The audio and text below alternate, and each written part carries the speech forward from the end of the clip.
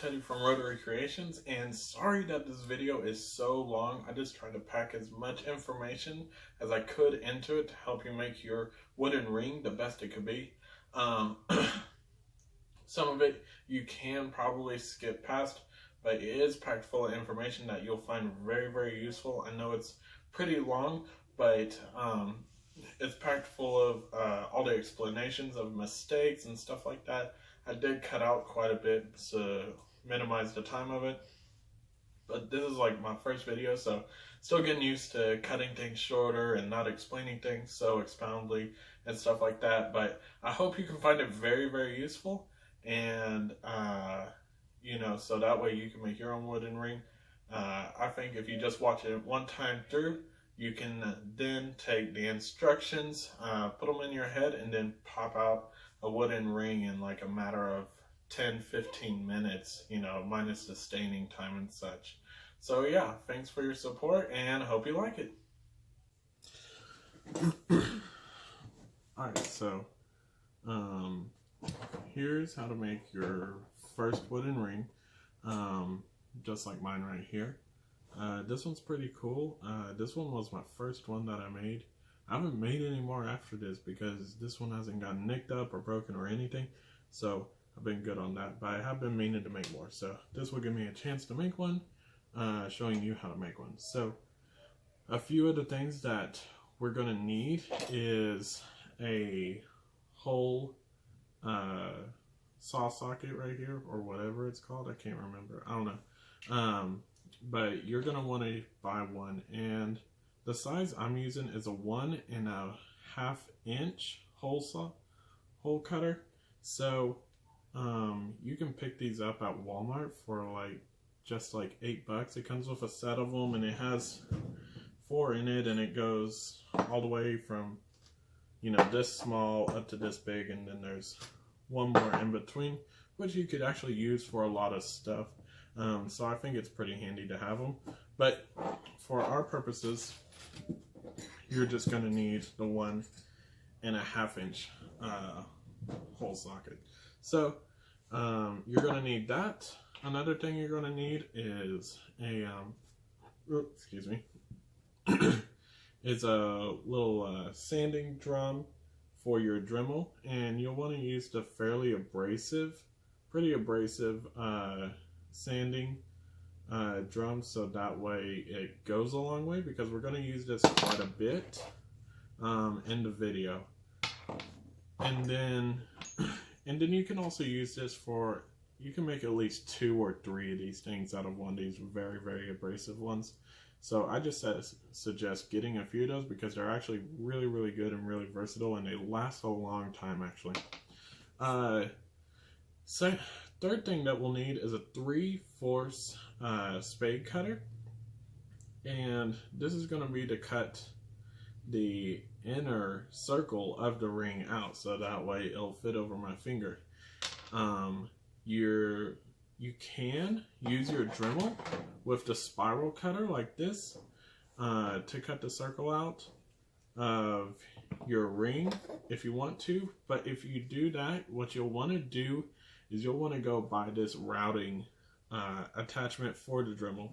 So pretty much it's self-explanatory, but it'll slide off, and then this attachment will slide right on, and then there's a twist knob here to adjust your depth of the cut depending on what you're doing, and you'll want to set that at a good length to where it fully cuts through the wood, but you're not you know, too far down or too far up. So you'll want to set it, you know, I think I did one at like a 1/2 inch setting, so it cut through, but I had plenty of room to see and plenty to work with. If you don't use this, I imagine it'll be pretty hard. I haven't tried to use it without the routing attachment, but you would then most likely bottom out right here, and that would be really hard to keep under control, not bottoming out. You'd have to have really steady hands, really strong hands. So I suggest getting that routing bit before, you know, you just make a mistake of cutting a hole in this. by any chance or means. So if you want to, oh yeah, and just a couple more other things. So you'll need a little hacksaw. I use this one right here, just a cheap one I picked up from Walmart, to make a mark. And then I actually use this other one to then cut the circle that we have cut out now of the wood, to cut it in half.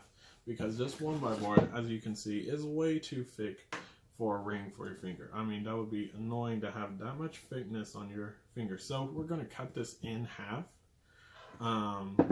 So that way it's a lot more low profile, like this one, and a lot skinnier, so that way you can move your finger and you don't have to worry about your knuckles being irritated or anything.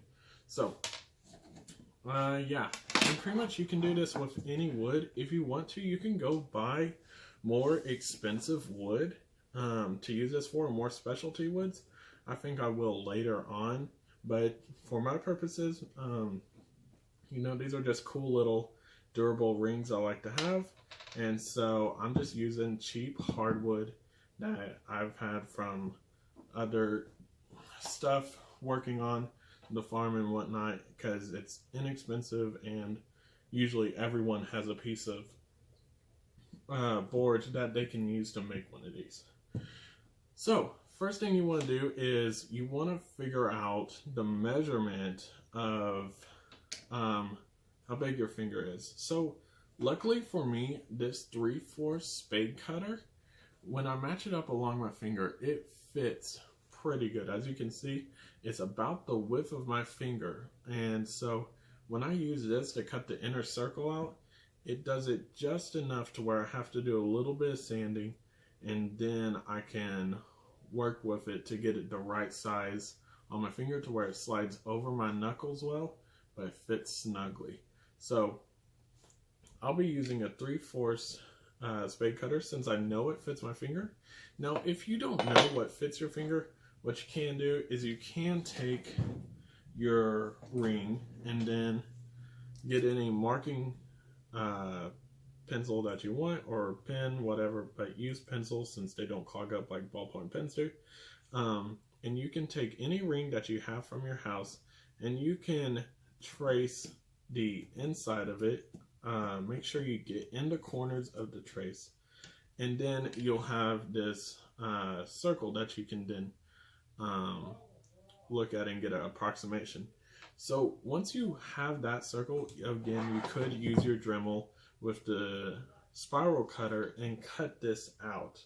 I'll do one like that maybe later and show the video of it, but for my purposes, I'm going to use a drill and a spade cutter, and I'll show you how to use this spiral one probably in another video. But I don't want to use it for this one because I'm inside and I'm just in my room and my family's in the house. And when you use a spiral cutter on hardwood, you have to make sure that your Dremel is turned up completely to the highest setting. So like mine will go to 35,000 RPMs, because cutting hardwoods with this Dremel spiral cutter, it's kind of tough sometimes. It's really tough if you don't have it turned up all the way, because it'll catch the wood and it'll knock back. It'll kick back just like a table saw or like a circular saw would on wood when it's not spiraled up enough. So you'll want to make sure that if this is all you have, and pretty much it's going to be really easy. You're going to put it up and you're going to start right in the middle, and then you're going to slowly move out to the edge of this. And don't go exactly to the outlined edge, because you'll want to leave room to use your sanding drum to get the right fit. So then you can use your sanding drum and go around it and make sure it's the right fit. You don't want to cut too much off, because then it's going to be loose and slip off, like if you're in the shower or something like that.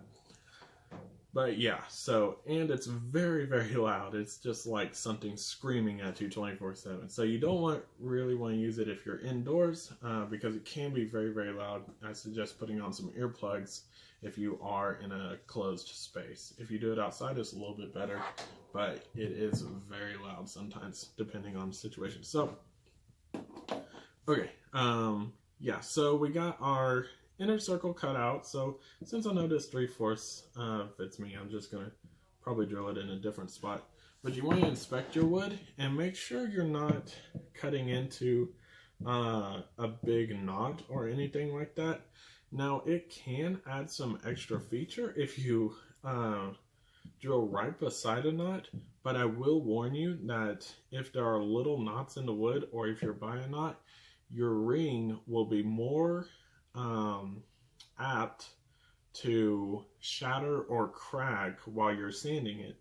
So you want to, for your first one, you want to make sure that you're in the middle, you're good, you're away from the knots. There will be little bitty knots throughout the wood, but nothing like over here. I mean, this is hard as a rock, and you don't want to beat up your sanding drum that you could use for 3 of these on just 1 of these. So if you want to do that, you can go for it. I will say it's a lot harder because I made that mistake one time. But yeah, so we're going to take our spade cutter and cut out the inner hole a little bit. And I'm going to show you what else we're going to do. Well, actually, first what we're going to do is we're going to take this hole cutter. And what you'll want to do is take it, let's do it on this side, it looks cleaner. Take it and you're going to start drilling this out. And you're going to drill out this wood halfway with this hole cutter. So I'm going to put it in my drill real quick.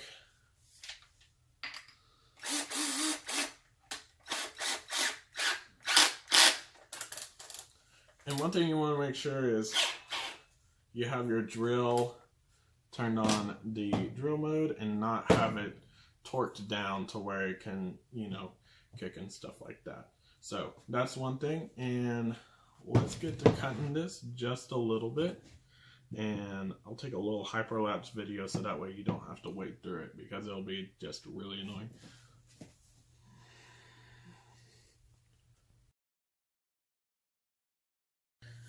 Okay, so if you notice, I put my board in a vise and I took the hole saw and I drilled out the outer rim of our ring halfway through the board at least, or you can at least start it a quarter of the way. But you'll want to do this first because this is very, very important. What you don't want to do is take your spade cutter, cut this inner part out already, and then think you can take your hole saw and then just cut that out. Because the problem you're going to run into, and this happened to me so I know for sure, is this little drill bit on the inside of here keeps the hole saw stable. It keeps it in one place so that way it can drill into that specific spot. Now, without this being able to drill into anything, you'll have the hole saw essentially just setting on top of the wood and just jumping around, and you won't be able to get a circle started. So as you can see, you can turn it with your hand and try to keep it in one spot, but it just goes in a circle. So you can't do it. It's impossible. So you want to start with your hole saw first and get it cut out first. Is it hole saw? I don't know.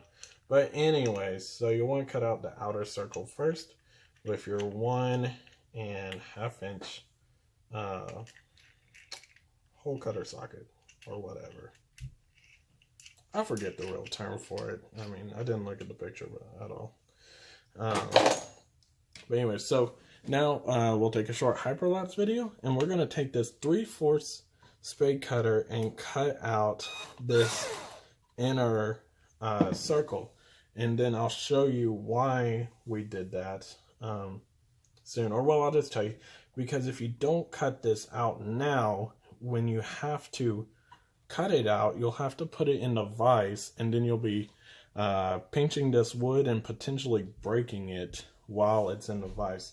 So you don't want to do that at all. So I'll show you me cutting it out real quick so that way you won't make mistakes.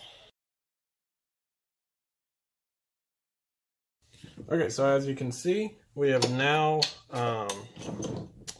cut the inner circle out with our spade cutter. And so now that will allow us to go back to our hole saw,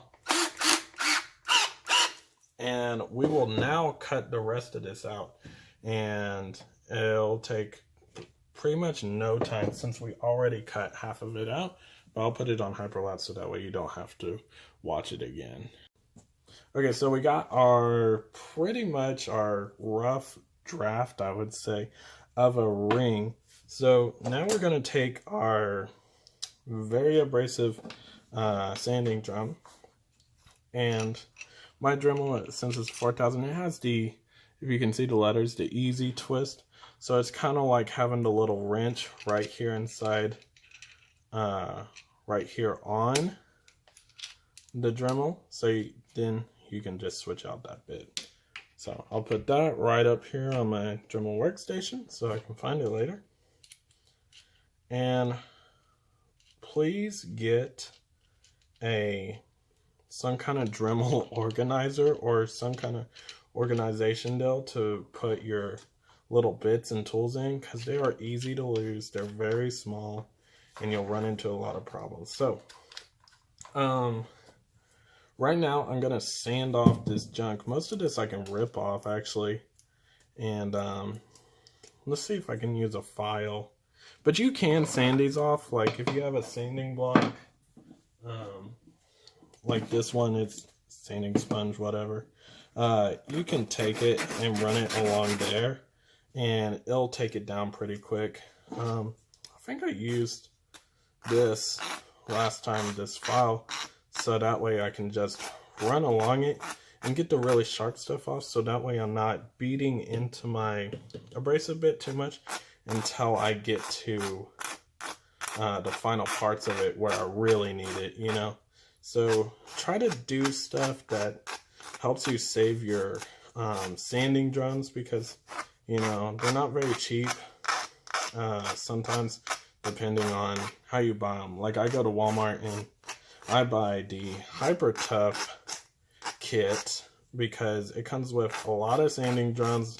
It comes with more polishing wheels and everything, and it's about $12. I'll show you that kit in a little bit at the end of the video so you know which one to buy.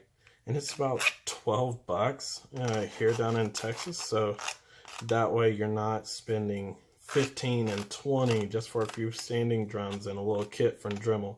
Even though I do love their products, you know, these sanding drums, they can go in no time depending on what you're using.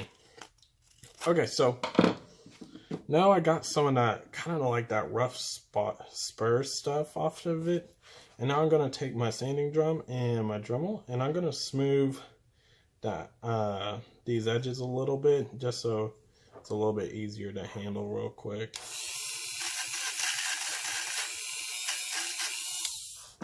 And I just remembered I said I would wear gloves and safety glasses and stuff like that.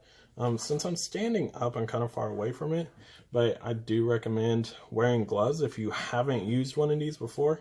I got really steady hands, so I don't have too much of a problem with it. And also, I'm just doing practically a quick run over, so that way it's easier to handle.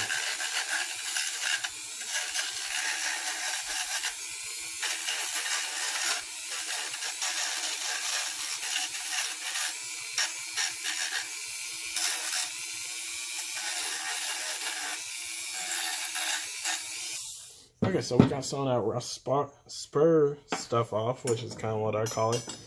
So now we will want to take it and actually put it back in our vise. Or if you have like a pair of pliers or such, you can use that too. So I'm going to take my vise here. Sorry about that straight edge, it's annoying. I'll have to move it one of these days. So you want to set it kind of in the middle. And do not crimp it too hard if you're going to put it in a vise, because then you'll run in to the problem of, you know, you're squishing the wood. But yeah, so I'm going to take my little hacksaw and I'm just going to make a light mark in the middle of it. And you can use this hacksaw and cut it all the way. But you really don't have to.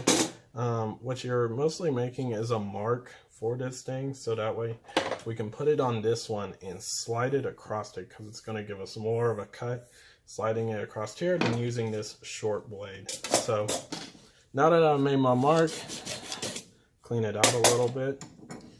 Now I'm going to take it and take my extra blade here. This is just a junk blade I had laying around, and I'm going to set it on here and set it in that groove and go back and forth. And another tip is you could take your spiral cutter and cut this in half, putting it in a vise and then slowly cutting downward. Or if you wanted to, you could take some of your Dremel drill bits or a small drill bit in your drill like this one, and you could cut small holes all along it, and then it'd probably break off. So actually I might do that, you know. It'd probably save me a little bit of time. And also, some people may not have an extra hacksaw blade just laying around. So take my sanding wheel out, sanding drum out. I'll need that later. So now, since I'm using a drill bit, I will put on my gloves for this, since I've worked outside a lot of years of my life, and I'll tell you what, at least when you least expect it, drill bits can get you and hurt you. So right now I'm going to drill holes all along that center part, and then you can mark that with a pencil, but I don't find a use. You're just going to eyeball it.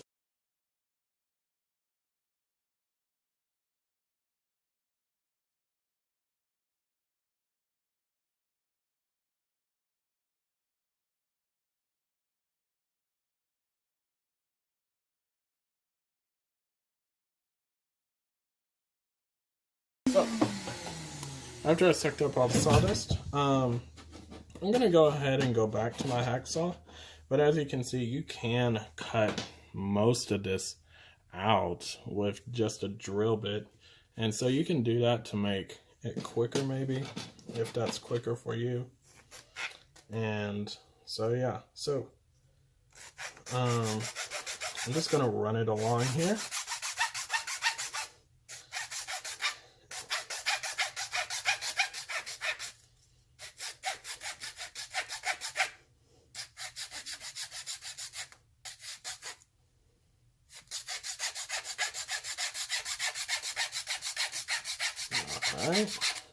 Alright, so there we go. And as you can see, with using the drill bit, it did make it really, really rough. So I might not do that again, but if that's all you have, you can use that. So looking at both of these, I think I'll use this side. It looks a little bit more intact.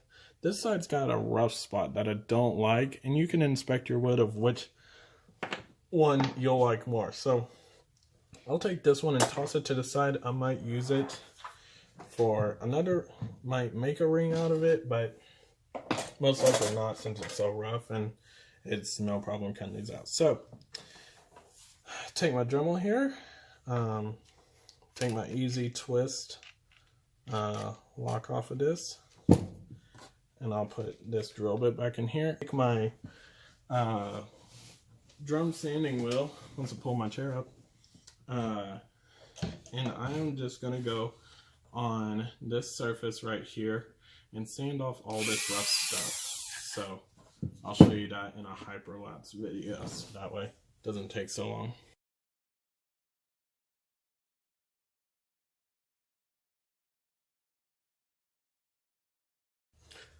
Okay, so if you'll notice, I had to go get a breathing mask so that way I didn't suck up any sawdust in my lungs. But one thing about sanding this is you don't have to get the surface of this thing perfectly level. If you want to, you can, but I say it's really hard and it's not worth it because it looks cooler when your ring has little imperfections. It's made out of real wood, so it doesn't have to be perfect. If you want it perfect, go get a wood lathe or a metal lathe to put your wood in. But yeah, so I don't see the sense in it really. So what I'm going to do now is slide it onto my finger, and as you can see, it stops right on my knuckles. So I'm going to sand the inside of that out so that way it'll slide over my knuckle. And it takes a few tries. Make sure you sand it out and then try it on. And yeah, so let's look at that.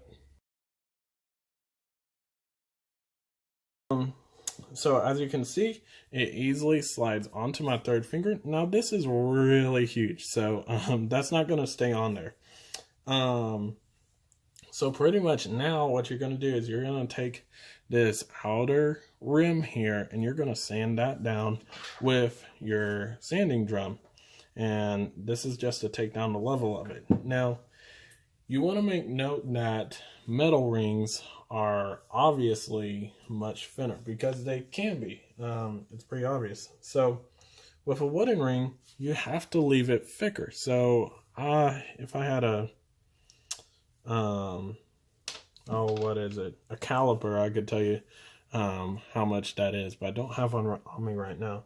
But yeah, so you'll want to leave it thicker. Otherwise, you're going to risk snapping it if you're handling it too tough, or it can even snap under the vibration of the sanding drum. So you'll want to be very careful and make sure you're watching out for that. And I suggest holding it in your hand while you're sanding this down, so that way you can feel the vibrations and make sure everything is going to plan, and make sure the vibrations aren't getting too rough. If your sanding drum's bouncing on and off the wood, then you need to either turn your speed up higher. Mine's at 15,000 RPMs right now.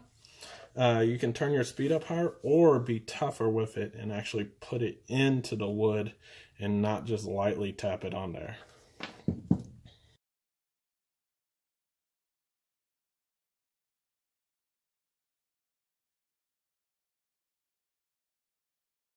Okay, so as you can see, I took down, I would say, the outer rim or the walls of this thing down pretty far.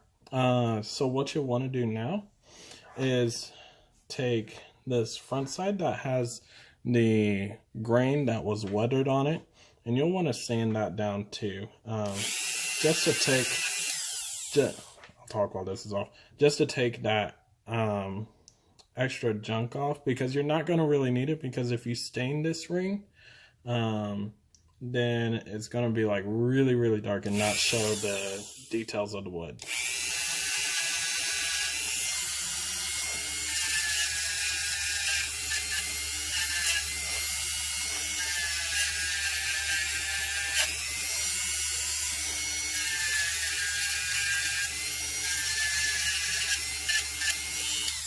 Okay, so got that darker side taken off, and you'll want to do that real lightly. You're not going to be heavy on it. So on this back side, I'm going to flatten this out just a little bit more.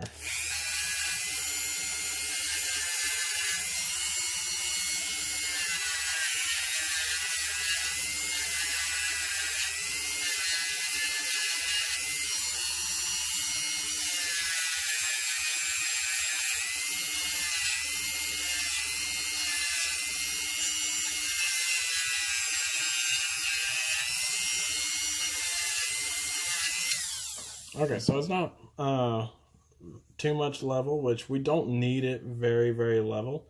And also for video purposes, trying to keep this as short as I can. So, now as you can see, it slides on my finger. These walls are still big. I think I'll thin those down a little bit more real quick. And then I'll just cut this part out since it'll be unnecessary. But you're going to take these walls down a little bit more, this outer rim. Okay, so I took it down a little bit farther, more to where it's like the size of my own ring. As you can see, there's not too much difference there in them. So I got it all sanded down like I want. So now I'm going to take these inner edges right here. So as you'll notice on your own rings, comfort bands, if you have them, this will be smoothed out, this ridge. So that just makes it easier to slide on. So we're going to smooth that out real quick.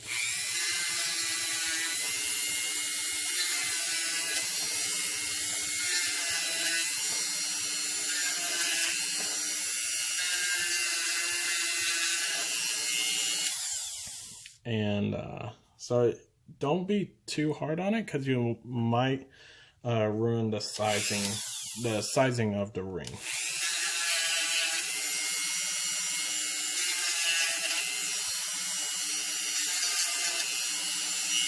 So as you can see, it's just swift movements, real swift movements with the sanding drum, and you'll want to do it on this outside later. So now, if you're like me, I like to stain my rings. Makes them look a lot cooler. It makes that grain come out, if you can see it right there. I'll try to get a better picture of it and put it on the thumbnail.